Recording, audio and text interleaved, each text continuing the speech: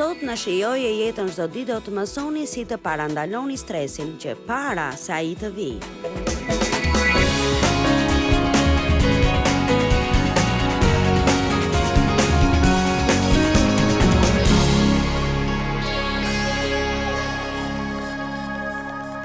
Biblia na mëson se duhet të jetojmë në ekuilibër. E dini sa e vështirë është të ruash ekuilibrin? Kujtoni ato peshorët e vjetra me 2 pjata të vogla në secilën anë. Vërtet, është e vështirë të ekuilibrohen dhe mjafton veç të prekësh njërën pjatë, ekuilibri prishet përsëri. Ja pse mendoj se mënyra e vetme për ta mbajtur jetën në ekuilibër është kur marrim kohë të jetojmë jetën tonë. Shpresoj që ta bëni me mua sot. Shpresoj të merrni pak kohë dhe të hetoni jetën tuaj dhe mjafton t'i thoni vetes, a ka ndonjë zonë ku unë jam jashtë ekuilibrit, sepse nëse ka, ajo është derë e hapur për të ligun. 1 Pjetri kapitulli 5, vargu 8. Jeni të balancuar, sepse kundërshtari juaj djalli sillet rreth e qark si një luan vrumbullues në uri të fortë, duke kërkuar dikë që mund ta zërë dhe ta përpi. Jeni të balancuar. Ishte një ndër shkrimet e para që më zbuloi Perëndia kur nisa të studioj Biblën rreth 30 vite më parë. Jam e kënaqur që nisa me Biblën amplifikuar sepse është e vetmja që vërtet nxjerr kuptimin e fjalëve në greqisht. Isha një person fare jashtë ekuilibrit. Isha një person I tillë që bota shpesh quan njeri bardhëzi. Ndonjëherë përsëri jam ashtu, përfshihem e tëra në diçka dhe përjashtoj çdo rrugë tjetër. Ose do ta bëj gjithën ose s'do të bëj asgjë. Pjesërisht më pëlqen sepse kur përkushtohen me diçka, më mirë të hapni rrugë sepse jam e vendosur. Nëse do të nis diçka, do ta bëj mirë ose s'do ta bëj fare.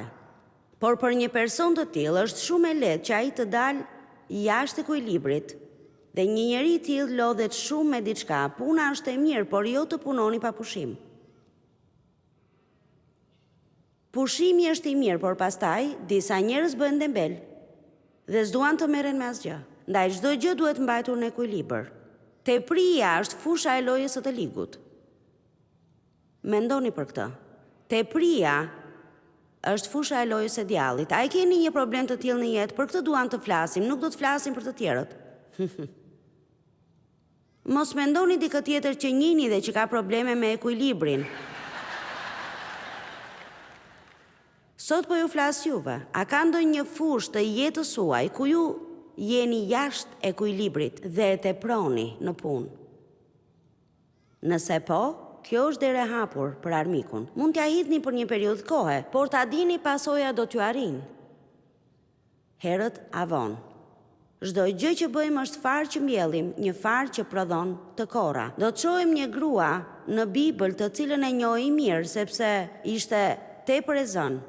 Emrin e ka Marta. Luka kapitulli 10, vargu 38. Ndodhi që ndërsa ata po udhëtonin, Jezusi hyri në një fshat dhe një grua që I kishte emrin Marta e priti dhe e gostiti në shtëpinë e vet. Ajo kishte një motër që quhej Mari, e cila ul te këmbët e Jezusit dhe po dëgjonte fjalët e tij. S'ka rëndësi se ç'po bënte Maria kur erdhi Jezusi. Ajo kuptoi se po ndodhte diçka më e rëndësishme se puna që po bënte. Ajo la atë që po bënte dhe u ul në këmbët e tij sepse s'donte të humbiste asgjë. Më pëlqen të falenderoj njerëzit që gjejnë kohën të vinë në një takim të tillë. Sepse gjatë kësaj kohe mund të bënin shumë punë.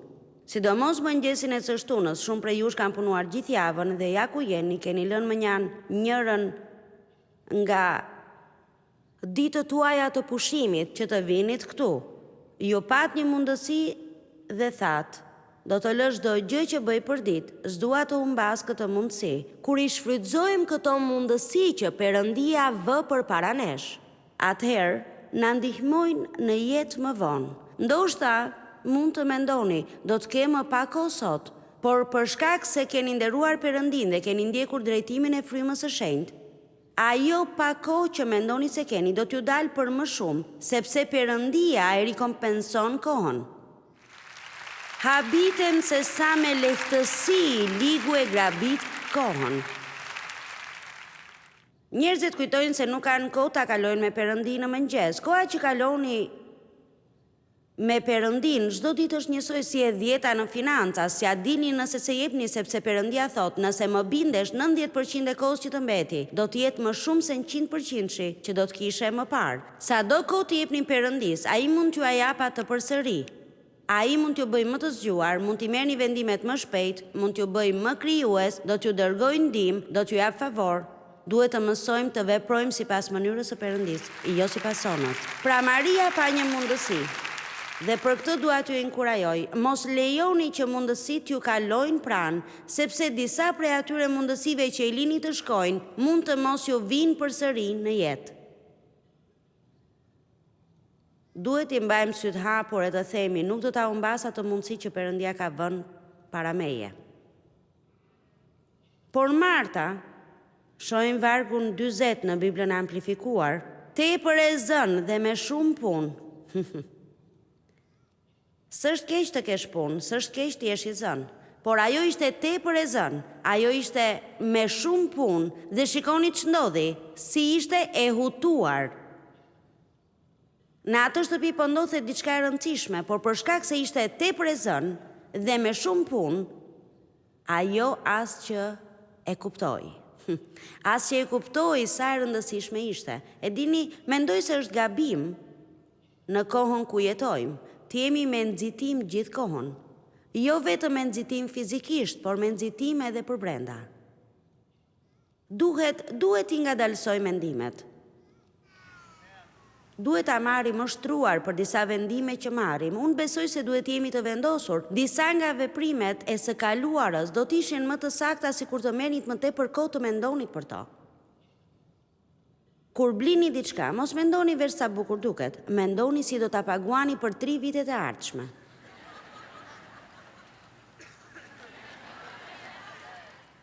Duhet të mendojmë edhe për këto. Është urtësi të mendosh për to. Biblia na thot të mos fillojmë ndërtimin e diçkaje, nëse në fillim nuk dim a i kemi ato që duhen për ta përfunduar. Shumë njerëz veprojnë emocionalisht dhe nxitojnë gjatë gjithë kohës. Unë po ju them të vërtetën. Nëse ziheni në kurthin e nxitimit, nëse ziheni në kurthin e kësaj në stilin e jetës që ndjek e gjithë bota, s'do të jetë e lehtë të dilni. Duhet të merrni një vendim për veten tuaj.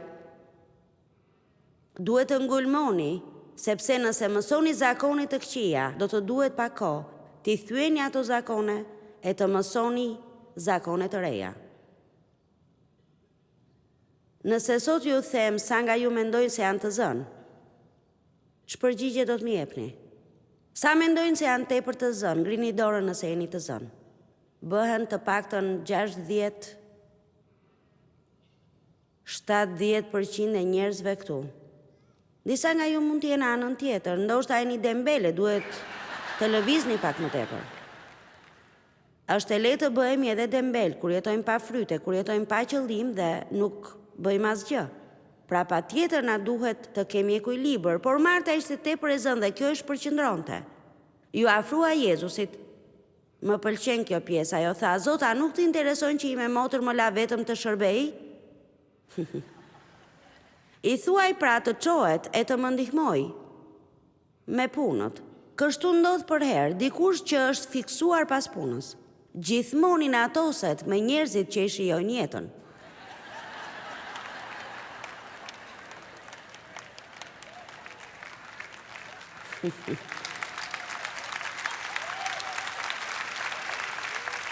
Nëse jemi jashtë ekuilibrit, gjithmonë i natosemi me njerëzit që janë ekuilibër. Duhet patjetër të gjejmë diçka të gabuar që të shfaqsojmë sjelljen tonë jashtë ekuilibrit. Unë e kuptoj Martën, ishte tepër e lodhur. Jam e sigurt që kështu ka qenë. Ja pse ishte irrituar pjesën më të madhe të kohës, nuk duhej shumë që ajo të mërzitej. Ajo më kujton veten time vitet e para të ecjes me Perëndin, kur Perëndia nisi të punojë në jetën time. Isha tepër e zënë dhe shumë e ngarkuar. Mendja ishte në veprim gjithë kohën. I natosesha aq shumë e Devin sepse ai vërtet pushonte dhe shijonte jetën. Doja që ai të ngrihej e të më ndihmonte me diçka. Kur s'kishin para të paguanin faturat, i natosesha me të sepse ulej dhe shite televizor ose luante me fëmijët. Pse nuk vjen këtu të bësh diçka? Ai thoshte, çfarë do që të bëj?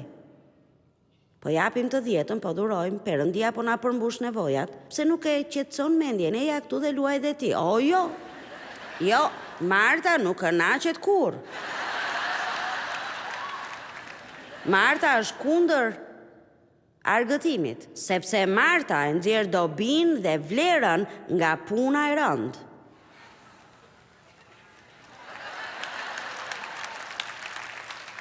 Sepse në shoqërinë tonë kjo pëlqen njerëzve.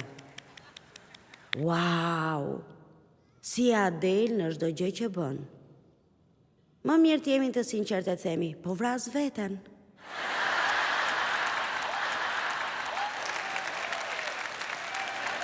Të gjitha marrëdhëniet kanë markot, jam sëmur, ndihem keq, si jam e lumtur, s'kam paqe dhe po dëmtoj veten, ja si po ja dal.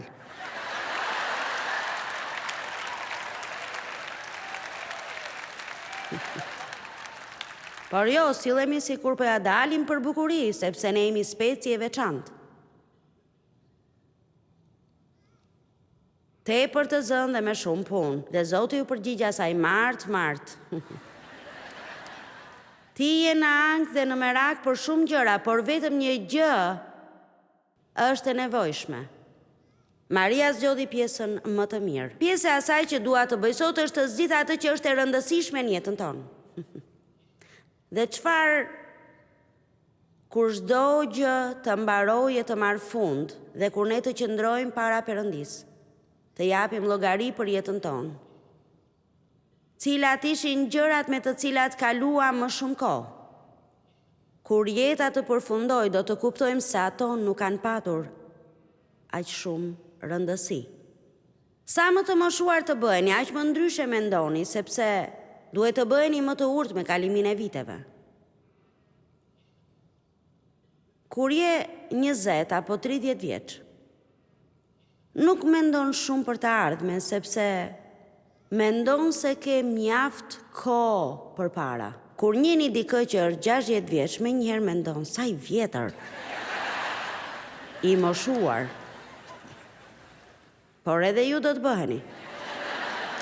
Veprimet që bëni tani ndikojnë në reagimin që do të keni kur të bëheni aq, por edhe në cilësinë e jetës që do të keni kur të plakeni dhe marrëdhëniet që ju do të keni kur të plakeni. Dua aq shumë t'i ndihmoj njerëzit që kur të shkojnë në moshë të thyer, të mos kenë gjë veç pendes.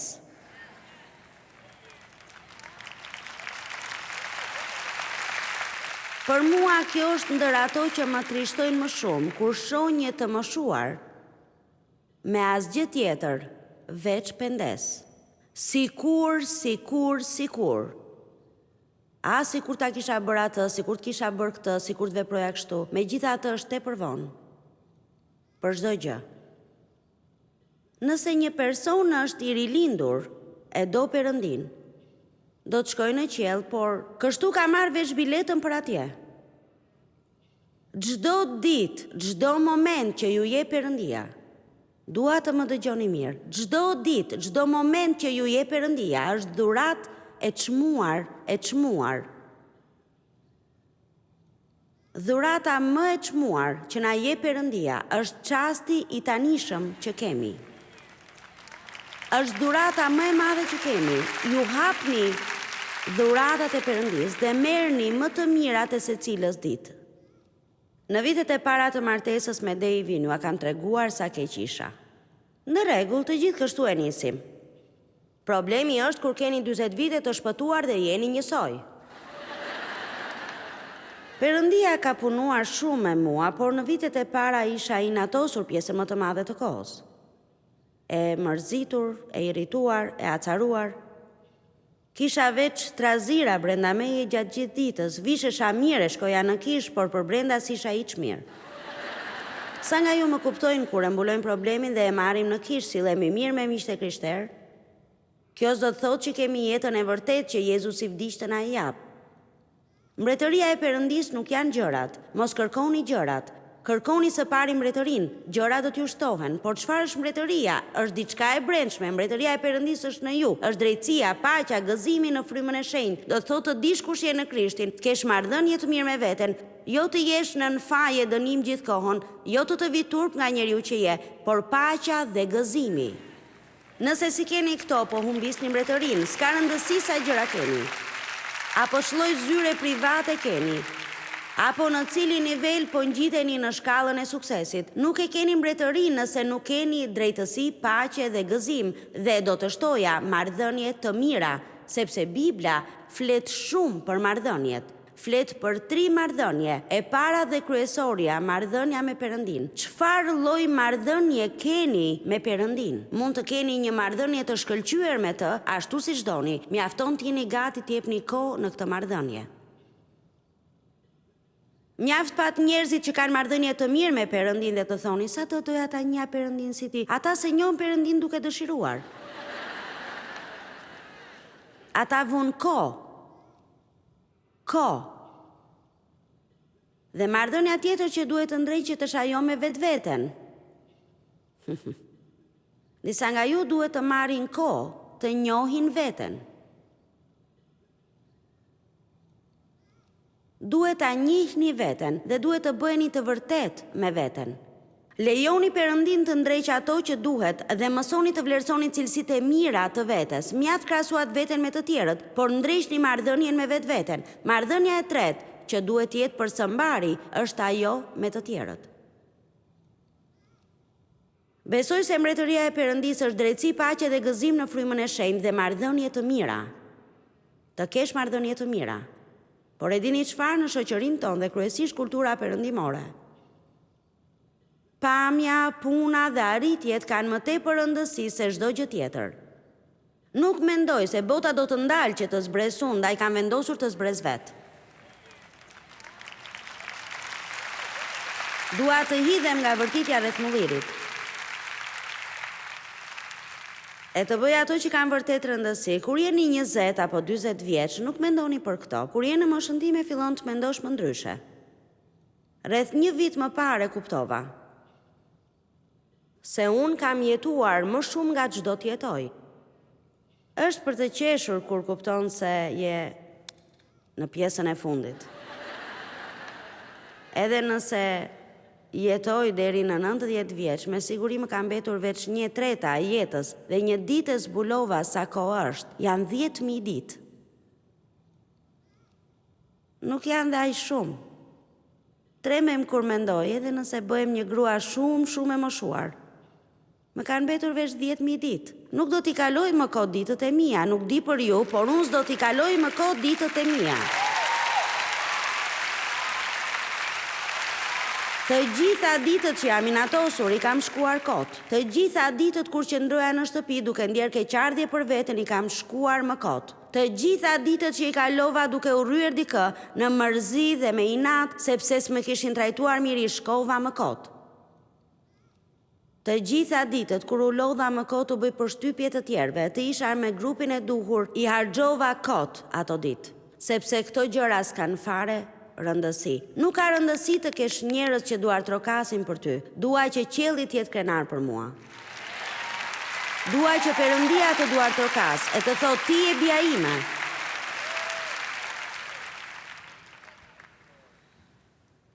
Kur nxitojmë, humbasim ato që kanë rëndësi. Mos po humbasim çastet më të çmuara në jetë. Më duket se i shpërfillim ato që na japin kënaqësi, afat gjatë dhe jetë cilësore. Kur njerëzit nxitojnë, nuk janë as pak të ndjeshëm ndaj asaj që ndodh përreth. Habitem sa shumë u lëndohen njerëzve ndjenjat sepse janë në nxitim. Mos i shkelni njerëzit sepse jeni në nxitim dhe gjithë të tjerët duhet u hapin rrugën sepse jeni me nxitim. Nëse ndonjë shitse e re punon në dyqan dhe mund ta ketë pak të vështirë, po mëson si funksionon arka dhe klienti para jush po ja bën punën edhe më të vështirë. Dhe tani vjen radha juaj. Por jeni me nxitim, jam me nxitim. Sa shumë më vonove. Ku është menaxheri që ti themi a dy fjalë? Ajo vajza e gjorë për pak po tërbohet. Prandaj bëni mirë të qetësoheni dhe të kuptoni se nuk jeni aq të rëndësishëm sa shkujtoni se jeni dhe se po ndodh diçka edhe më e rëndësishme. Pra ju keni mundësinë ta përmirësoni ditën e dikujt që tashmë e ka mjaft të lodhshme duke i thënë, e di çfarë, mos u shqetëso as pak për këtë, qetësou, nuk po bëj asgjë që të ketë kaq rëndësi sa ti të stresohesh për këtë.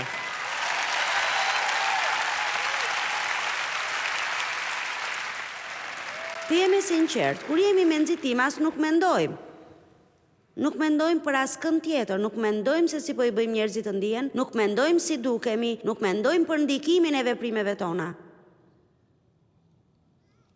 Dhe pavarësisht se ç'po bëni, kur veproni me nxitim, nuk jeni të ndërgjegjshëm se ç'po bëni.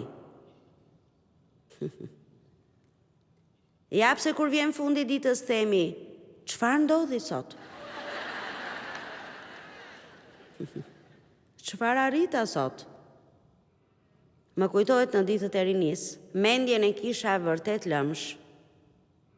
Më kalonin gjithfar mendimesh pa i vënë re. Përpiqesha ta nxirja vlerën tek ajo që po bëja, ndaj doja të bëja çdo gjë. Ngrihesha në mëngjes dhe filloja të rregulloja shtratin. Binte telefoni dhe i përgjigjesha telefonit dhe ndërsa flisja, vija re se duheshin larë enët, ndaj hapja pjatalarse në mbushja me enë. Ndërsa isha tek enët, mendoja duhet të nxjerr mishin nga frigoriferi, kështu zbrisja poshtë dhe shtrati mbetej gjysmë i rregulluar, pjatalarsi hapur, gjysmë e mbushur, vrapoja poshtë të nxirja mishin nga ngrirja. Dhe shkoja lart, kur shija zarfet në tavolinë, kujtohesha të shkoja në post, pastaj shkoja në post, mbaroja punë dhe në fund të ditës isha e lodhur. E ureja jetën. Sepse çdo gjë ishte tension, stres. S'përqendrohesha në asgjë. Urtësia që dua t'ju jap është nga dalsoni hapin.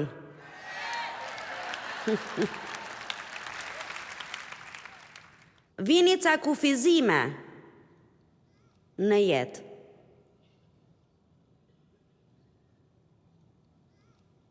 Punoni më pak dhe realizoni më tepër. Eksodi 20.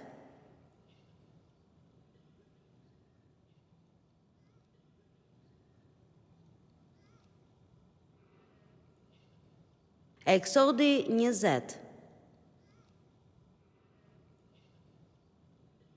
Vargu 8. Mbaje mend ditën e shtunë për ta shenjtëruar. Tërhiqu nga punët e zakonshme dhe përkushtoju Perëndis. Do të punosh 6 ditë të bësh gjithë punën tënde. Por dita e 7 është e shtuna, e shenjtë për Zotin Perëndin tënd. Nuk do të bësh në atë ditë asnjë punë, as ti, as biri yt, as bia jote, as shërbëtori yt, as shërbëtoria jote, as kafshët e tua, as i huaj brenda portave të tua. Sepse në 6 ditë Zoti krijoi qiellin dhe tokën, detin dhe gjithçka që është në to. Dhe ditën e shtuna i pushoi. Nëse Perëndia pushoi, mos u bëni nervoz. S'po vë një ligj të ri ku të gjithë të nderojmë shabatin ashtu si në Testamentin e Vjetër. Por po ju them këtë, fryma e ligjit është diçka ndaj së cilës ende duhet jemi përgjegjës. Nuk është shkronja e ligjit, por fryma e ligjit. Ligji është shkruar në zemrat tona, logjika e shëndosh nuk na thot veç nxiton. Dhe pastaj të kemi jetën që Jezusi vdiq që të na e jap. Besoj se gjithë secili prej nesh duhet të nderoj parimin e shabatit. Bëni të paktën 1 nga 7 ditët pushim, diçka më ndryshe, që ta nderoni Perëndin atë ditë. Mos bëni punët e zakonshme të çdo dite, kaloni kohë me familjen. Jeni gati për këtë? Do të tronditeni patjetër. Bëni për veten diçka që e shijoni shumë. E shihni, nuk e dini a është frymërore të duar trokasësh për këtë. Të bëj për veten diçka që më pëlqen.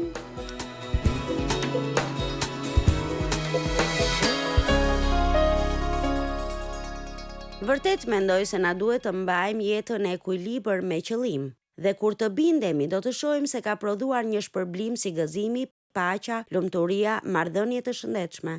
Është kaq e lehtë në botën ku jetojmë të dalim jashtë ekuilibrit, por duhet të bëjmë një përpjekje të qëndrojmë në ekuilibër. Mënyra si arrim është duke bërë inventar her pas here në jetën tonë, kohën tonë, atë që po bëjmë sa e frytshme është dhe le të sigurohemi që nuk po e humbasim kohën me gjëra që s'duhet i bëjmë.